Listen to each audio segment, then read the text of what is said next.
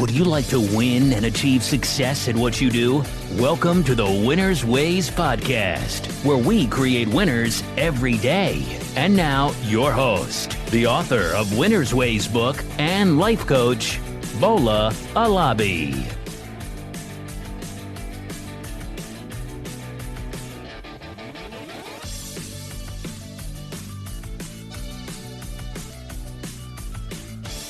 Hey everyone, welcome to another episode of the Winner's Ways podcast.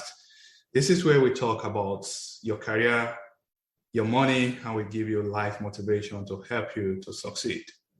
On today's episode, we have a guest, and the name of my guest today is Pete.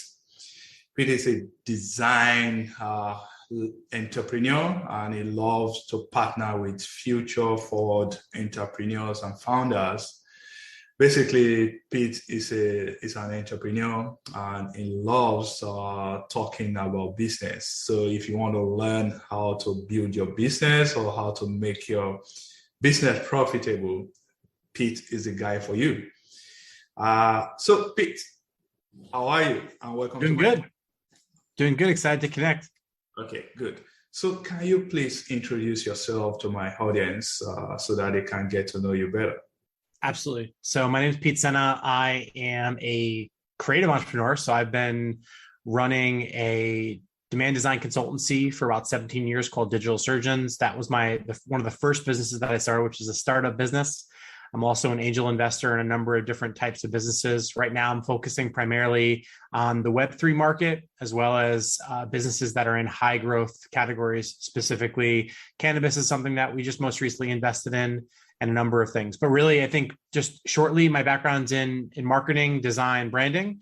And that's the stance that we come in on, is how can people tell more provocative stories to build and launch their businesses and brands. And we believe that that's how you design demand. So that's a little kind of snippet on me, but I would love to answer any questions that you and the group have.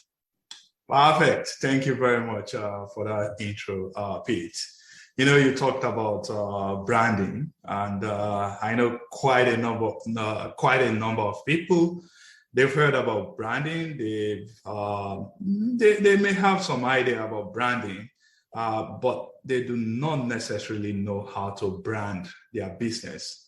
So I'm going to ask you, if, let's say, I'm starting a business today, what is it that I need to know about branding that will, help position my business for success? Yeah, no, it's a great question. So the one thing I always tell people is there's only two ways to grow any business for the most part, right? There's a million ways, but there's only two basic ways. One is to acquire customers and get them to buy something. And another is sell more things to your existing customers. In other words, increase the customer lifetime value. So I always like to simplify that first. So the first thing is, what branding is essentially, I believe branding is a promise, and it's the space that you occupy in the hearts, minds, and wallets of your customers. So I think people oftentimes get caught up in branding being things like a logo or a design or messaging, but really it's what is the narrative, what is the message, what is the why, what, how, and all the things that you'd expect, a good documentary or journalist to be able to cover on a business. So the first place I would like to start with people is, what is the business? Who are they selling to? What are they selling? And generally, when we're building brands for founders or startups, we work with clients that are, people getting started in a dorm room or a garage, which is where one of my first businesses started, all the way up to Fortune 50 organizations. So really, the one thing I think all of these businesses have in common is they're trying to tell a story that ultimately ties back to products, services, and experiences that they're offering for their customers. Great. So you just said branding is not only about the logo or the website, but about the why of the business. Absolutely.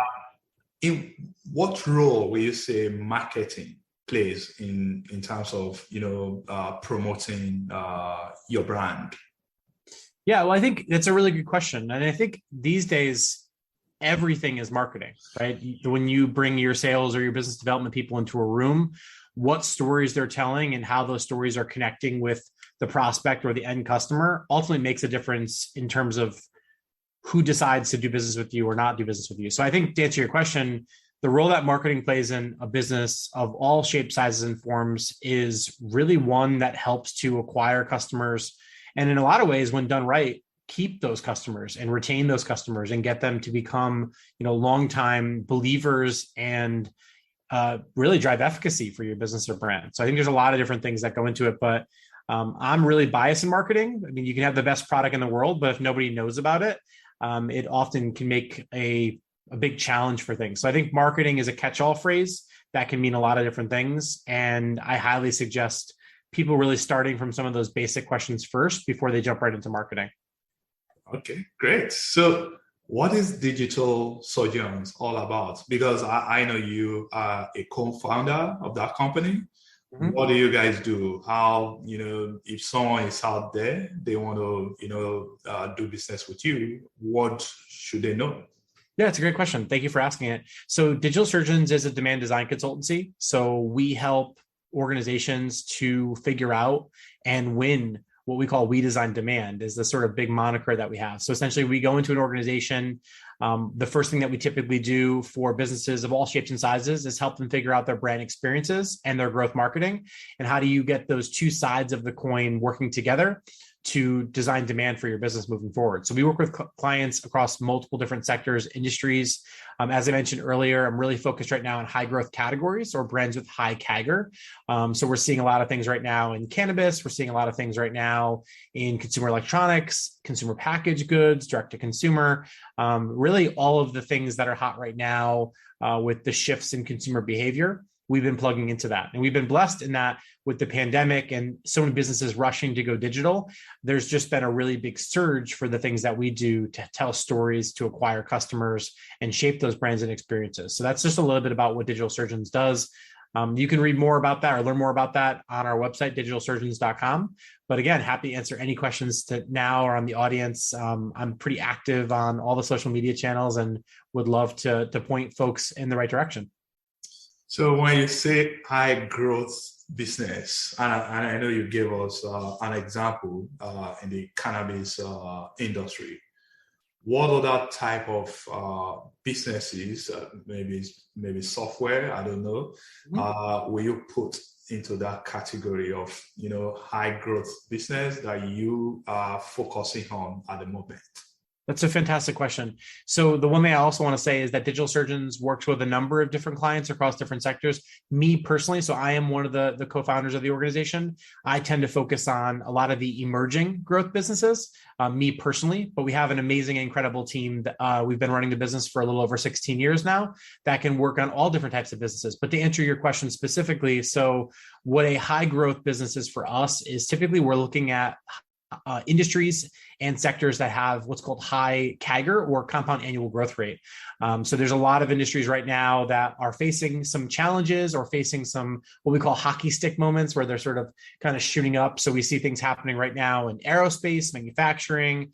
Web3 is a sort of a catch-all right now because everyone's trying to figure out what their Web3 strategy is, what it means for consumers as we shift into these digital first contexts. So you kind of can't unless you're living under a rock, you kind of can't go anywhere without hearing words like crypto or NFT or metaverse. So that's certainly been a big question that a lot of our larger clients ask right now, which is like, how do they tap into these growing channels and growing trends for their businesses?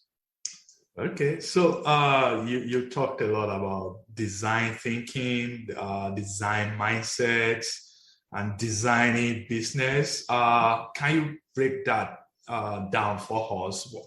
What do you mean by design? I'm an engineer. I know about designing stuff, but most businesses, or most people, when they want to go into business, they'll just have an idea. Hey, these are my customer. This is what I want to sell. Let's start promoting the business. But they may not have an idea about, the design that you are talking about. So I want you to please break it down for us. No, I love that question. So for those that aren't familiar with design thinking, essentially, it really originated from the scientific method and being able to have a hypothesis about something, observe that hypothesis. So it has a very scientific background. It was originally created by a social scientist named Hubert Simon, I believe, if my memory hits me correctly. But really what design is for us is, and the process of design thinking, it's just a way to look at and frame problems and then solve those problems in the business. So typically when people hear the word design, they think fonts, pretty pictures, colors, look and feel, which is the form side of design.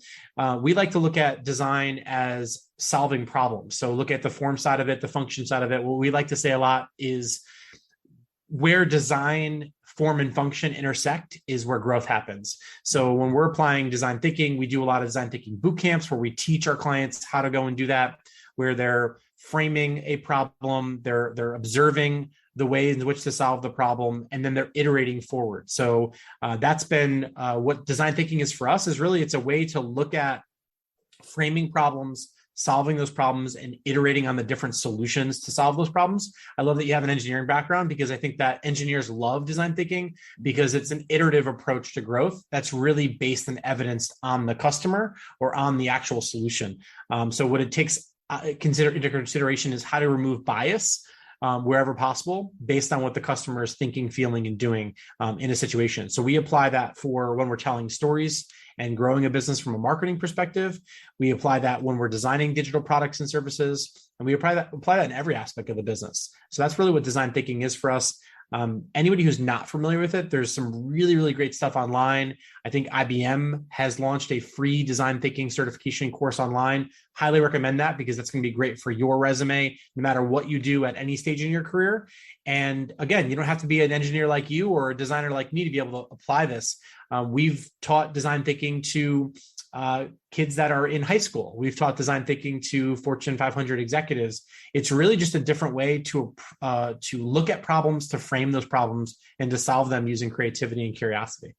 Perfect. You know what? When you said IBM, they had a design thinking training. I took a design thinking training, I think about 2 years ago. Nice. And it gave me a different perspective. You as a product designer, you are not just sitting down there and just creating product or making your hardware. You are also thinking about the clients, the users, the end users. How are they going to relate to that product? How is the user, is it going to be user friendly? How is the feel going to be? So all those things are involved in design thinking. So thank you very much for sharing that. But other than that, why do you think having a design-driven mindset is essential for business growth? Yeah, I love that question. So for one, I think a lot of times business owners or practitioners, whether you're a marketer, product person, salesperson, we get inside our own heads a lot as to what we think people are saying and doing in the world. When a lot of times what I like about design thinking is it removes that bias where you can test, is the thing that you think is happening what's actually happening? So we see that a lot when we're testing marketing copy or we're testing a landing page or something on the internet. What the ads that we might think work will oftentimes not work. So a lot of what I suggest to people is come up with a series of different hypotheses, test them, and then let data drive the way as to what solution you pick moving forward. So a great example of that is, I'm sure every person that's listening to or watching this podcast now or in the future, they probably have been on Facebook or Instagram or TikTok or Twitter, and they're scrolling through their feed wherever they are, whether they're at work or in the bathroom, wherever they are, and they get a specific ad. So they might be talking about something and they get an ad. Some ads convert and drive that click through and drive that purchase, and some ads people just scroll past. And I think that nowadays, what's so powerful about using something like design thinking is you understand the stories and the experiences that resonate for the audience. And that's ultimately how you can design demand for your business. Perfect. So one of the things that I do on this podcast is to connect experts with people that really want to learn. And I'm glad that you said we teach clients how to, grow their business. So if there's somebody out there that want to, connect with you so that they can learn how to supercharge their business and grow and really stay profitable, how does that process work with you today? So that's a great question. So the first thing I would say is I do a lot of podcasts, I do a lot of speaking, those types of things.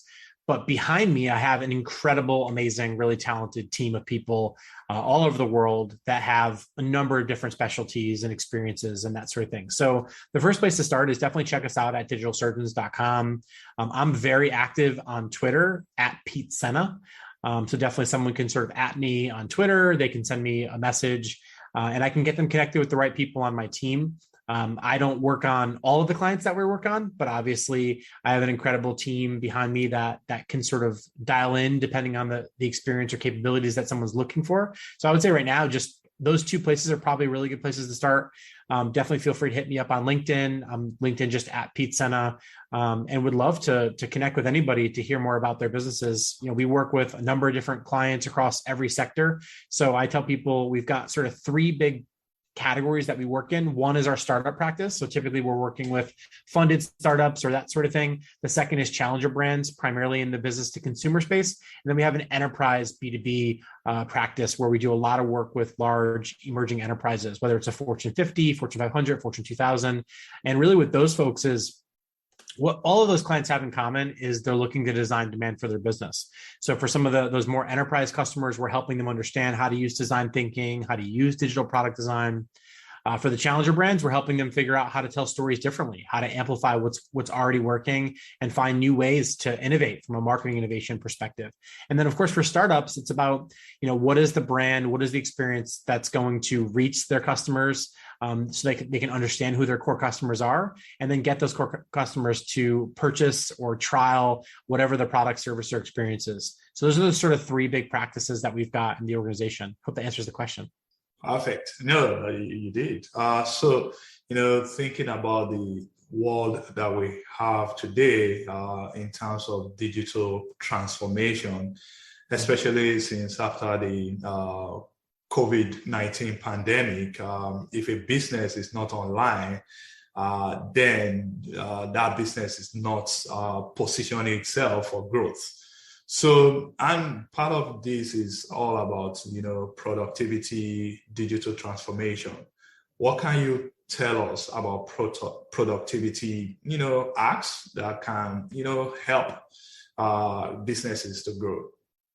Yeah, I mean, that's certainly a loaded question. And I can tell you a lot of things depending on the specificity. So the first thing that I would say is to understand what your business does and to understand what your audience specifically needs or wants. So I'm going to get really specific. If you're a small restaurant owner, and again, it'd be helpful to know just the different folks that are tuning in, what you know about them, and I can sort of dial that in a bit. But if you're a restaurant owner and a lot of people are looking for a restaurant to order takeout from, going on things like Uber Eats or Grubhub or DoorDash, being present or making sure that people can access you in that way is really, really important. If people are looking for, an outdoor place to have a nice fine dining event, making sure that you capture photos or videos or social media types of content in that place can be really important. The challenge with productivity hacks and this digital transformation thing that I think people should really pay attention to is it depends on what business they're in, right? So a really great example is, which I see happen a lot, right, is there's a lot of productivity hacks that, depending on who you are going to really make a lot of value. So, for example, I have a lot of my clients they sit at desks all day like you and I, right? Mm-hmm. So what they're looking for is productivity hacks on email or calendar. And then I can give them a bunch of different techniques. I can give them things like Inbox Zero, which is a really great methodology and framework for how to think about your email. So you're not spending your entire day in life in your inbox. You're only going to do, defer, delegate. So that's an Inbox Zero technique. For some other clients, what I always like to ask is, what do you want to spend more time doing? What do you want to spend less time doing? And I say that for people, whether they're the restaurant owner or the CMO of a Fortune 50 client or organization, is what do they want to do more of and less of? Because then I can introduce a lot of productivity hacks. I can give them tools for focusing if they're having a hard time focusing. I can give them tools for better email management or pre-scheduling different calendar things. So the challenge with productivity hacks is that you have to understand what productivity means for the person and what that ultimately turns into. I'll give you a perfect example. One of my clients is a Fortune 500, and they are in the HVAC space, so heating, ventilating, and air conditioning, right? Mm-hmm. What their looking for productivity hacks is they've got, repair folks that are out on the job, and they were previously using physical, clipboards to fill things out. Well, obviously a productivity hack for them is arming their whole workforce with iPads or a smart tablet to be able to digitize these typically traditional processes. So now that reduces error. It saves that person time, because the second they put that invoice in or they do that with that system, that's saving each one of their technicians hours a day. You multiply the cost of those hours, the scale of that when people come and go, that's a huge productivity hack for them. So really, productivity is a really interesting word, because to be productive, to sort of break down what it means to be productive, you have to understand where someone's spending their time or energy. So it's a little bit of a loaded question. I hope that I answered it. But really, if you give me a more specific use case of what someone's facing or struggling with, I can really zero that in. It would kind of like be going to the doctor and saying, my arm hurts. Well, what does my arm hurt from? Is it, from lifting weights? Did you bump into anything? So I think it's hard to diagnose and answer the question around productivity hacks until I have more information as to what someone's trying to solve for. Oh, perfect. I think you hit it on the head. What I was looking for is just, an idea that can help people to understand the need for being more productive. Of course, productivity is about getting more done with less. And you gave a perfect example with your HVAC clients, how they went from, clipboards to digitizing their notes. So, and that's a perfect example. And this can be applied across various industries. It's all about everyone thinking about, hey, if I'm spending 5 hours to do certain tasks, what can I do to get it done within 2 hours? Is it possible? Asking that question and going through the process, to achieve more with less. I think that's all what productivity is all about. And you rightly answered that question. Thank you very much, Pete. What I also like to think about a lot too is this idea of repetition. So one of the things that I think people mistake often is this idea of automation. And they want to automate everything. And then they focus too much time or energy on trying to automate everything. And then they spend all this time automating things and they realize that they've automated the wrong things. So what I like to look at in a business are, what are the tasks that you do on a daily basis that are repetitive and that would benefit from, one, reducing margin of error, right? So as humans, we make mistakes. Right. Machines make a lot less mistakes than humans for certain types of tasks, right? So there are some things that require the sort of human touch of creativity that AI or automated workflow can't benefit from. But if I'm that repair technician and I have 5 questions to ask, and once I answer those questions, those get uploaded to a system and a decision gets made, those kinds of things can be wildly automated, right? So what I often like to ask people is, make a list of where you spend your time, make a list of where you spend your energy, which areas of things can be automated. And then from there, start to attack those processes. Because a lot of times I ask people, well, what would your day look like if you spent less time doing those things? Sometimes people don't think through that next question as to like, oh, well, if I spent less time doing inventory at my restaurant or inventory at my tire repair center, then I would have more time to spend with my customers and being able to reach out to customers and building those human relationships. Well, that's a great example of where you'd want to start spending time with automation, is when you can double down on your customer experience. But I think I myself fell victim to this early in my career, where as an engineer, someone who spent most of their life writing software, I wanted to automate everything, right? So right now I've got all these automation devices. I can change the color of my lights in my home studio. I can do all these different things. But the reality is sometimes people have automations for their automations, and that's not productive. So I think it's really important you break down, what does it mean to be productive? Because in some cases, I think that when you focus on the wrong things, it's really easy to become unproductive or wasting time with things that aren't necessarily effective. I know some people who are very automated that I wouldn't call them effective. So I always like to balance efficiency and effectiveness, because that for me is the root of productivity, is being able to be efficient and effective. And I am willing to jeopardize efficiency for a higher effectiveness. So it's a seesaw of things that I often balance. Wow. I like the concept you just shared, effectiveness and effectiveness and what's it called now? Efficiency, right? Absolutely. So it's all about thinking and focusing on what is right for individual business. So thank you for sharing. Of course. So yeah. I see that you are passionate a lot about business and helping people to grow their business. I'm just curious, why are you in this space? Why are you interested in helping people, to grow their business? Yeah, no, that's a great question. So I have my entire life really been someone that likes to come from a place of service. It really makes me happy when I help people push their dreams forward. And I think in some cases, dreams can be associated with work or not associated with work.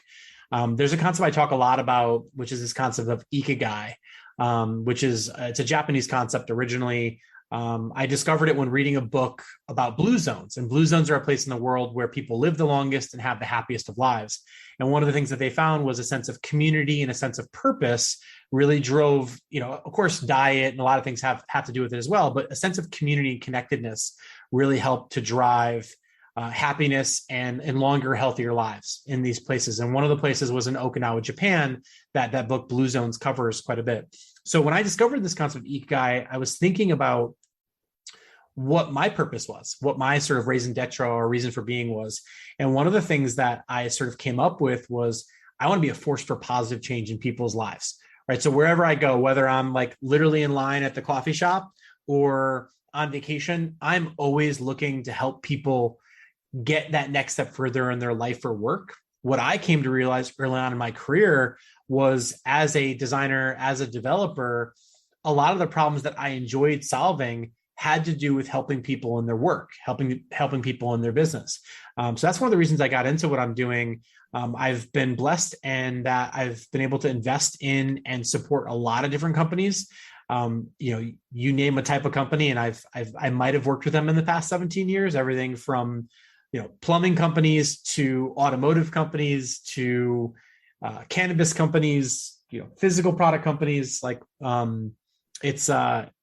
we've run the gamut. But the one thing that I think holds true for me is I want to be a force for positive change in people's lives. And by doing that, a lot of times it sort of intersects with work. And that's one of the reasons why I'm so passionate about what I do. Is it's not the work that I'm doing that I'm so passionate about. It's the impact and the outcome of the work. I get people that reach out to me. They send me emails on my website, PeteSena.com, all the time. They say, hey, I tried that thing you talked about, and now my business is doing 7 figures a year. Where, like one of the businesses that we worked with when I first met them, they were doing, less than $100,000 a year in revenue. They just broke their first $1 million in revenue. So those stories really light me up because, I've worked with some of the biggest companies in the world. And when you're just adding 1 or 2 basis points to a company that does billions of dollars, people don't feel it. People get raises, they get promotions, they move on.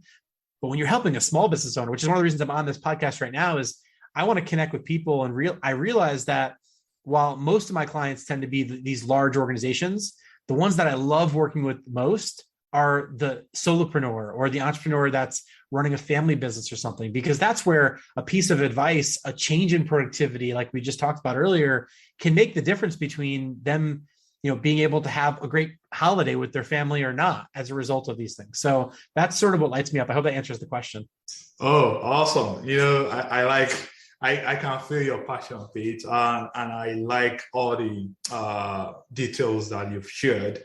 Definitely for you to have been doing this for 17 years, and of course, looking at the list of your clients, which includes Fortune 500 companies, definitely you know what you are talking about. So I'm gonna, I always want to ask my guests to share experience with my audience.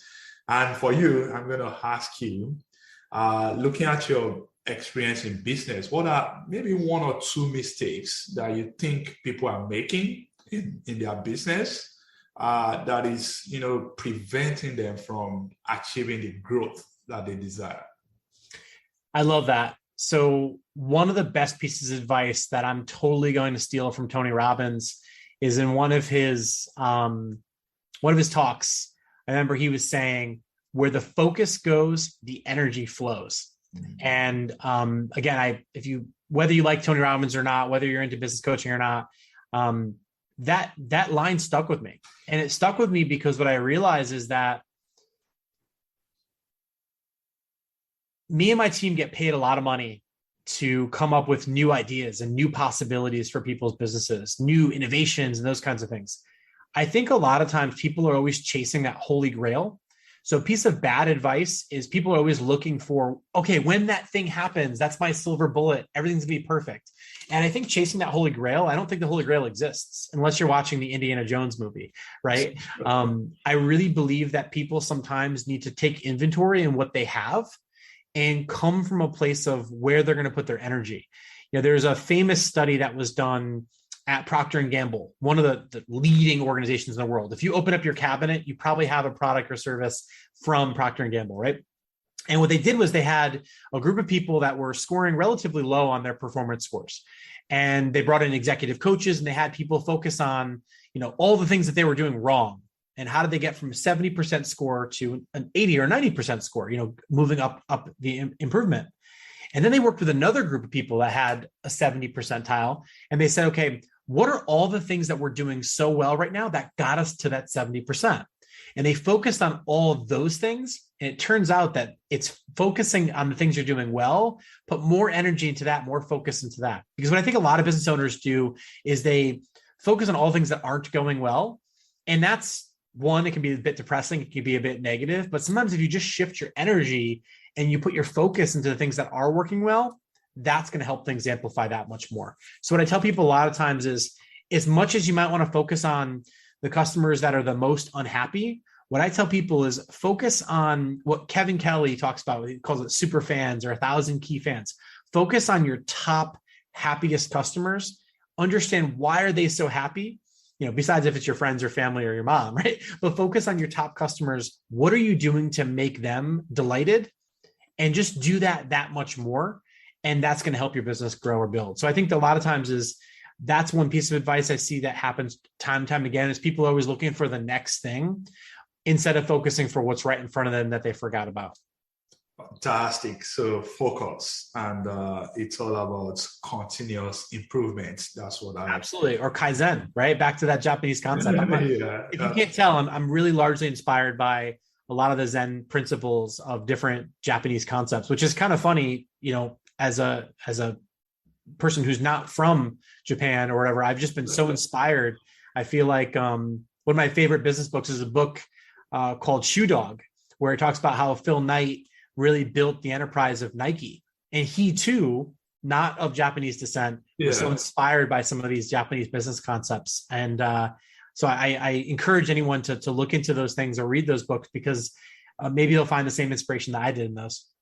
Oh, by the way, I've learned about Kaizen, and quality improvement in my line of career. So I totally get where you're coming from. They have all these principles and policies that have helped at least the majority of Japanese companies to do well. And for me, it's all about, if you see what is working well, just like you said, copy it, focus your energy on it, and you can always, you will always get better. So that's very important.